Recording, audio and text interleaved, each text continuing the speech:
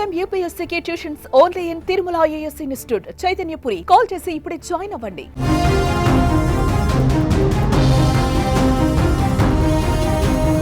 పిల్లల ప్రేమపై కత్తి తూస్తే తిరిగి ఆ పరువు దక్కుతుందా? ఆ ప్రేమను గొడ్డలతో నరికేస్తే పోయిందనుకున్న పరువు తిరిగి వచ్చేస్తుందా?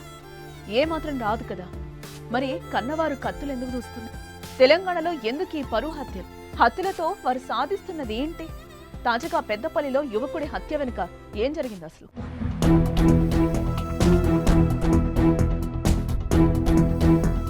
తెలంగాణలో పరువు హత్యలు కలకలం. పిల్లల ప్రేమలపై పరువు గొడ్డలి. సూర్యాపేట బంటి మరణం మరువక ముందే మరో దారుణం. పెద్దపల్లి జిల్లాలో యువకుడు దారుణ హత్య. కుమార్తెని ప్రేమించాడని గొడ్డలితో నరికి చంపిన తండ్రి. పుట్టినరోజు నాడే హత్యకు గురైన యువకుడు.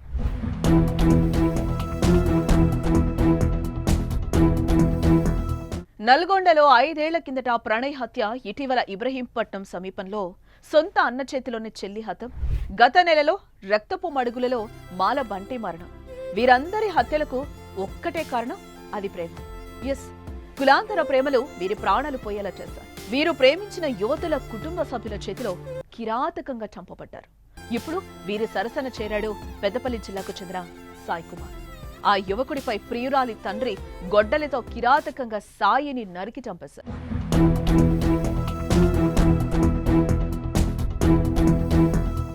ఎలిగేడు మండలం ముప్పిరి తోటకు చెందినవాడు సాయి కుమార్. అదే గ్రామానికి చెందిన ఓ యువతితో ఏర్పడిన పరిచయం అది కాస్త ప్రేమగా మారింది. 2 ఏళ్లుగా ప్రేమించుకుంటున్నారు. కానీ వారి కులాలు వేరు కావడంతో యువతి తండ్రి ముత్యం సదయ్య వారి ప్రేమకు అడ్డుపడ్డాడు. అటు కన్న కూతురికి, ఇటు సాయి కుమార్కి ప్రేమ పేరు ఎత్తితే మర్యాదగా ఉండదని హెచ్చరించాడు. కానీ ఆ హెచ్చరికలు వారి ప్రేమను విడదీయలేదు. తరచూ మాట్లాడుకోవడం, వీలు కుదిరితే కలుసుకోవడం జరిగేది. మార్చి 27న సాయి కుమార్ పుట్టినరోజు. పెద్దపల్లిలోని హాస్టల్లో ఉంటూ డిగ్రీ 2nd ఇయర్ చదువుతున్న ప్రియురాలను కలిసి పుట్టినరోజు వేడుకలు జరుపుకున్నాడు. ఈ విషయం యువతి తండ్రి సదయ్యకు తెలిసింది. అదే రోజు రాత్రి స్నేహితులతో కలిసి కేక్ కట్ చేశాడు సాయి కుమార్. ఆ సమయంలో ఎంతో సంతోషంగా ఆనందంగా గడిపాడు.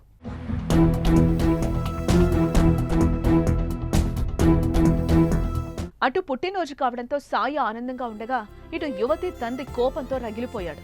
కుమార్తె వద్దకు వెళ్లి పుట్టినరోజు వేడుకలను జరుపుకోవడాన్ని తట్టుకోలేకపోయాడు.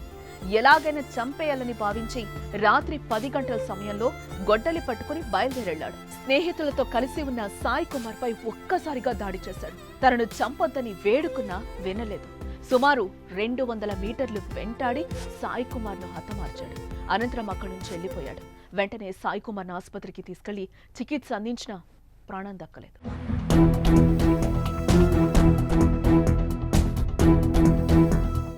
ఏ తల్లిదండ్రులకైనా పిల్లలు చదువుతున్న వయసులో ప్రేమలో ఉన్నారంటే కోపం రాక తప్పదు, అది సహజం.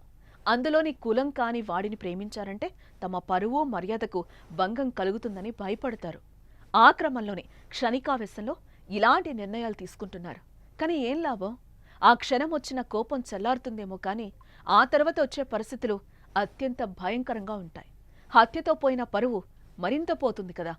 నలుగురికి తెలిసిన ప్రేమ గ్రామం, మండలం, రాష్ట్రం దాటి నిపిస్తోంది కదా. కట్ చేస్తే జైలు జీవితం, కుటుంబం చిన్నాభిన్నం.